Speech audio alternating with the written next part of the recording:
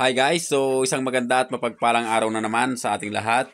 So nandito po tayo ngayon sa loob ng aming breeding pen na kung saan ay kakatapos lang po nating magbawas ng inahin. So kinuha po natin dito yung 6 at nilipat po natin sa kabilang pabahay doon po sa may kabila. And binawasan po natin para naman siguradong nauupuan lahat ng ating rooster dahil nag-iisa lang siya. And yung pinalaki natin kasing rooster ay medyo nag-matured na rin.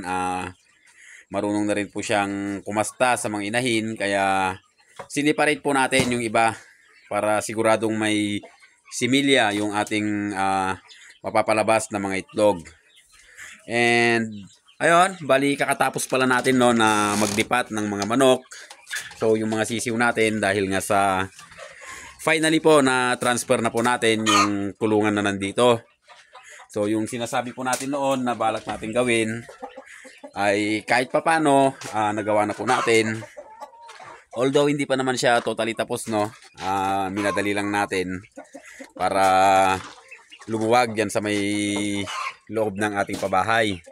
And nailagay ko na rin po yung ating mga sisiw dito. So ayan, so magsisilbing growing pen po kasi natin itong mga kulungan na to. So ayan, nagpapakain pa tayo Bali dito is may 10 piraso tayong sisiw dito. And yung 3 nandito lang sa kabila. So ito po yung 3. So magaganda na po sila. Ayan. Dito sa baba ay 1 piraso lang to. May 1 piraso tayo dito. Pero balak ko na rin pong ilagay doon sa kabila para naman magamit pa natin sa itong kulungan. And ito yung panabong natin. So yung nag-iisang inahin. Yung ibang panabong natin pala guys nilagay muna natin doon sa game farm dahil nga sa gumawa po kami doon ng range. So nandun po yung ibang mga panabong natin na sisiw. And dito mayroon tayong 6. Binabalak po natin ito na isama or idagdag sa ating mga breeders para lalo pong madagdagan yung ating production sa susunod na taon dahil kulang na kulang pa rin po tayo. So 17 lang po kasi yung ating mga breeders. So ito rin po ay kasama po to sa mga napili natin. So yung mga lalaki papalakihin na lang natin and i-dispose. Pero may isa yata tayong lalaki dyan na iiwan, papalakihin yung pure na itim dahil nga sa gusto kasi natin maging uniform yung kulay ng ating mga manok dito, which is black. Kaya unti-untihin po nating palitan yung mga inahin natin So sa ngayon kasi dahil kulang na kulang pa tayo, bali hindi muna natin sila tatanggalin para makatulong po sa pagpaparami ng ating mga sisiw. So napakaraming order kasi and inaano na rin po tayo, kinukulit na po tayo ng ating sinusuplayan. Hindi kasi makalaki yung namin dito, yung mga manok namin dahil nga kahit pato, dahil nga kahit na maliliit pa lang sila ay pinupuntahan na dito. So minsan wala pang 1 kilo binibili na dahil kailangan. Kaya hindi po tayo makapagpalaki ng talagang gusto nating size na pang dispose. Ito, mayroon tayong 17 na heads dito. Bali, ito na po yung mga galing sa brooder natin. 17 and dito sa kabila, yung mga mas maliliit. So, nasa 10 piraso yata sila mahigit dito. So, ayan. So, ito po yung mga nahuling napisa and marami din po tayong naging mortality. So, yun po yung pangit pagka yung mga pag lagay natin sa brooder is hindi sabay-sabay. Yung mga maliliit po is parang nabubuli or hindi sila masyadong makagalaw kaya yung iba naapakan. And ayun, yung iba naagawan din sa pagkain kaya nababansot po yung iba, so nahuhuli. And dito naman, so ito po yung ating mga sariling breed na mga panabong, kaya lang napapansin ko is more on inahin po yata yung napalabas natin. So magaganda yung mga talisayin. And ayun, pagpipilian po natin yan sa susunod na breeding season. So pwede na po siguro yan yung iba.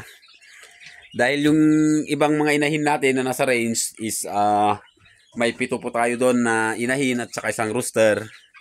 So pipilian pa po natin yon para sa susunod na breeding season. And ayun, masamang balita po sa ating alagang pabo. Wala po yatang lalaki. And yung isa po is nadisgrasya na. Kinain ng sawa. So sayang naman, pero wala tayong magagawa. Hanapan siguro natin to ng lalaki, itong ating mga inahin. So kala talaga natin lalaki itong isa, no? Pero wala po siyang sign na ano, kasi yung palong niya sa taas is maliit pa rin. And 8 months na yata sa atin to. Ganyan pa rin po yung ano niya, kaya babae siguro yan. And lastly, itong ano natin, itong mga Brahma natin, hiniwalay ko po kasi may nag-order po sa atin ng sisiw.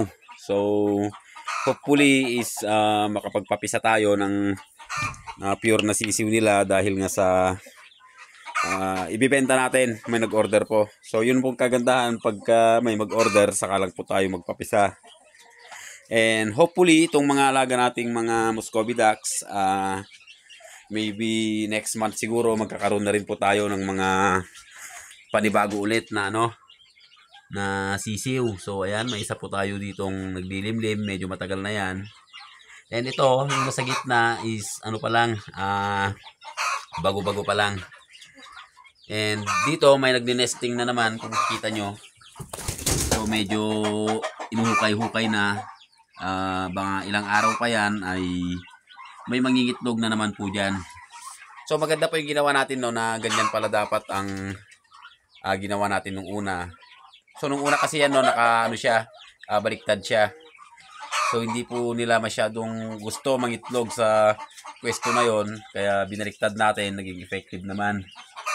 And meron din tayo dito isa, no, na naglilimlim. So ito, sana marami tayong mapapisang ano ngayon, pato. Dahil marami rin talagang naghahanap dito sa amin ng mga ano, makakatay. So sa ibang mga alaga natin, sa kambing, maayos naman yung pag-ano natin dahil nga napakarami nating naging paanak nitong taon na to. So pinapalaki natin sila. And by this month, no, hindi pala, sa susunod na buwan ay iwawalay na po natin yung mga anak para mapasampahan po natin ulit sila. So yun, ang gaganda ng mga palabas natin, no. Tapos itong mga nangingitlog dito, siguro hindi muna natin i-collect. Pabayaan natin na maglimlim muna sila dahil nga sa puno pa naman yung incubator natin. So ayan, may naglilimlim na yata doon. And kaya ko rin po hiniwalay, no, yung iba para naman maglimlim din sila doon. So puntahan pala natin, no. So bali may 8 piraso po tayo doon na manok. So yun, medyo masikip pa dito sa ating daanan. Yan yung unti-unti nating trinatrabaho. So may katigasan din kasi dito, no, sa may bandang ibaba ng ating pinapatag.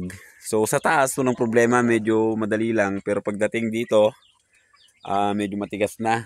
Diyan po tayo ano, so may isang kulungan pa tayo dyan, yung pang ano natin yan, pang pag may sakit, yan po natin nilalagay. So yun, yung daan natin, hindi matapos-tapos. So ang dami talaga nating mga gawain ngayon, no. And isa pa, parang bumibigat yung katawan natin dahil pagka alas 12 ng tanghali ay parang hinihila yung katawan natin ng kama. So alas 2 na po tayo na kakabangon. And guys, napansin ko, no, dito sa ating mga tanim na Madrid de Agua, mula nung regular ko po siyang tinatanggalan ng mga dahon, so gumanda po yung ano niya, gumanda po yung pag ano niya ng dahon. Ano yun? So finally nandito na tayo guys. So ito po yung ibang mga manok natin dito. Bali yung mga inahin po na pinili natin dito ay yung mga pure native. And may 6 na paitlugan dito. Kaya 6 din po yung nilagay nating inahin. So ayan na yung rooster natin, no, nag-uumpisa na. And naglagay din po tayo dito ng rice straw para yun yung magsilbing sapin sa kanilang paitlugan. So ayun guys, so yung isang talisayin natin medyo nabansot din yan. So palakihin na lang natin, tapos depende kung kakatayin natin or ibebenta na lang. And yung mga maliliit na inahin natin dito ko rin dinala kasi malaki yung rooster din natin. Baka sakaling yung magiging mga anak, so ito maliit kasi ito lumaki. So ayun. So ito po yung mga ibang manok namin dito, no. At mamayang hapon siguro, after natin malagyan ng tarapal yung ibabaw ng ating mga kulungan na bagong lipat, ay maglilinis po siguro tayo ulit dito. So nililinis ko na kasi dito, no, sa daan, and dito unti-unti na rin po natin to. So maganda rin at magbabakasyon na yung mga estudyante natin. So makakapag-focus siguro tayo dito sa paglilinis ngayon. So ayun lang, no, sa araw na to, and pagpasensya nyo na pala at medyo pa sulpot-sulpot yung ating pagbibideo dahil nga sa sobrang abala din kasi. At pagtanghali talagang pagod na rin tayo. Pinapahinga muna natin kahit papano para may lakas naman tayo.